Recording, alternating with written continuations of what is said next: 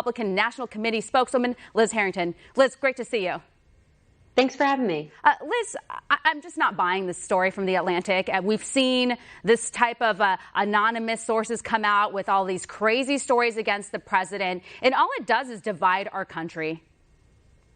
It's really a disgrace. It's not journalism. They have lost all shred of any integrity they had left, printing lies that were easily refutable when you had an email that showed that the event at that cemetery was canceled because of the weather, when you have dozens of on-the-record, high-ranking officials who were actually there denying it. This is just a flat-out lie.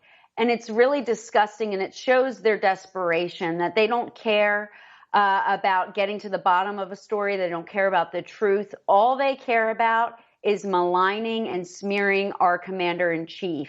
And it's really disgraceful, especially when you look at this administration's record when it comes to supporting our troops, when it comes to a peace through strength foreign policy that actually wants to win overseas, not just have endless wars. This president, that's why he's coming under attack, because he's actually following through on the promises he's made, and because he cares deeply about our men and women who come and serve and protect the rest of us and protect our great country. He cares about not putting them into harm's way, and he's not going to do it lightly. And that's why he's coming under attack, because the same old swamp creatures from the same old decades past, they love a never-ending war. They love America just getting overseas and being entangled for far too long. Well, those days are over, and President Trump has followed through on his promises, and that's why he's really coming under attack. Yeah, and even former National Security Advisor John Bolton is defending President Trump, and as we know, he is no fan of President Trump these days. And as I said, I think this hurts morale among the military. It's just these anonymous sources. Why don't they come out? Why don't they put their name out there? And I heard as they were afraid that people are going to go after them on Twitter. Yeah, they certainly aren't brave enough to serve our country. They're cowards that hide under anonymity. It's absolutely appalling and disgusting that there's not any proof of this story. And then they say, oh, well, we confirmed this story. No, they didn't. The same lying hack who is a coward that won't put their name to their lies just spread the same lies to a different so-called journalist. This is not reporting. This is something that is just designed to divide people and to hurt this president. You know, it's the same playbook. In 2016, they had the dossier. Well, the media was so arrogant, they didn't think President Trump had a chance of winning, so they didn't think it was necessary to print the disgusting lies in the dossier. Well, now they'll just print whatever, no matter how appalling, no matter how disgusting, no matter how disconnected from the truth. They'll do anything to try to stop this president. Why? Because he's actually fighting for Americans who have been left behind. He's actually putting our country first. He's not beholden to the same elite ruling class that have entangled us overseas and who have let our jobs go across to other nations for decades. Well, those days are over, foreign and domestically, and this president will continue to fight for all Americans. And no, they've lost all credibility.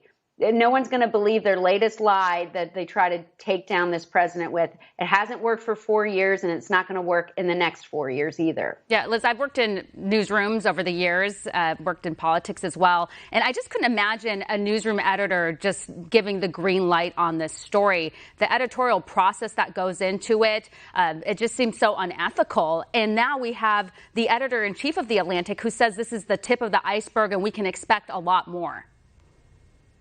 It is unbelievable that they're just so blatant about this. And they're admitting basically that this story's not true. You have other writers for The Atlantic saying that she's going to change her story based on political views of her people that she's interacted with.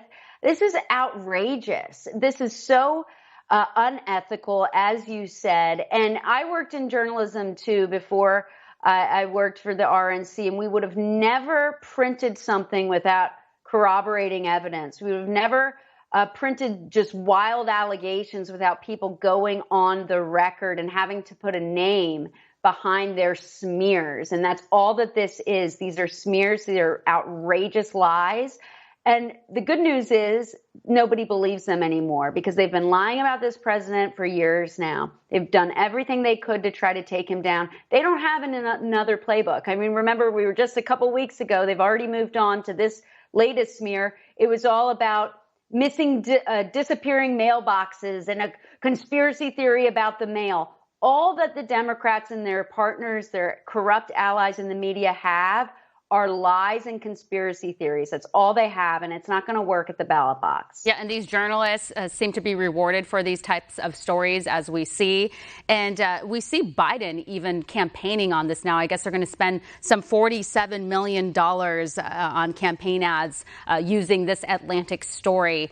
That's a lot of money to put into this. And so you can't help but think the timing's pretty convenient with the election just around the corner.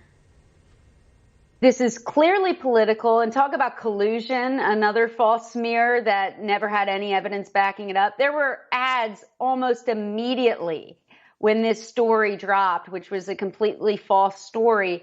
They have the accompanying ads all ready to go. That's collusion for you, and that's corruption for you. But they don't have anything else, and Americans aren't going to buy this. They know this president has supported our military. He loves our vets. They've seen him. They've seen him at the ceremonies for D-Day with our great war heroes, the greatest generation, how this president loves our troops and does everything he can to get them out of harm's way and give them the resources they need. And also, by the way, changing the rules of engagement to let them do their jobs. That's why we defeated the ISIS caliphate so quickly. What Obama and Biden did not do, because we changed the rules of engagement, and President Trump followed through on his promises and gave our great war fighters the resources and abilities they needed to be able to win. And that's exactly what we did with the ISIS caliphate. So look, Americans have seen this president's record.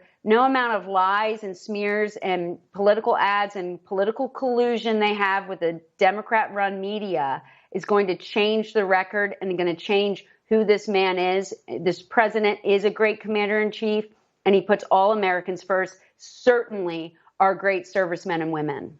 Yeah, there's certainly a stark difference between how the Trump administration treats the military and how President Trump treats the military versus Obama's time. You think about the coffee cup salute. You think about him depleting the military funds, and also just him going around doing the world tour apologizing for our country. And that definitely hurt morale. Now, I want to shift gears here a little bit.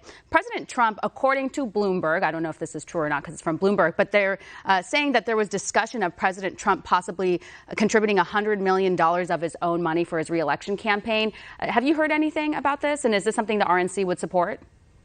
Well, the president spoke to this issue before he went down to Florida today, and he said he would spend whatever it takes if he needs it, but he doesn't think it's going to be necessary. So I think this is another fake news report. We've been breaking records with the RNC and the Trump campaign. We have tremendous support on the ground. And even more importantly, we have the energy and enthusiasm. We have a unified party that is working day in and day out to reelect this president. We know what's at stake in this election. It's so important.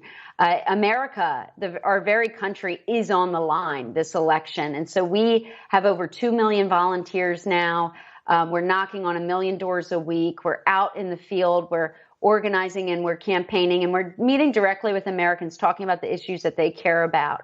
And so we're very confident that we won't need to tap into President Trump's account like he did in 2016 when he was vastly outspent and still won handedly. Yeah, and obviously President Trump has so much support from the RNC. And I believe back in 2016, he'd poured in $66 million of his own money. So anyways, we're going to have to leave it here, Liz. Thank you. Thank you. Coming up next, shocking video of Black Lives Matter agitators terrorizing diners in Pittsburgh.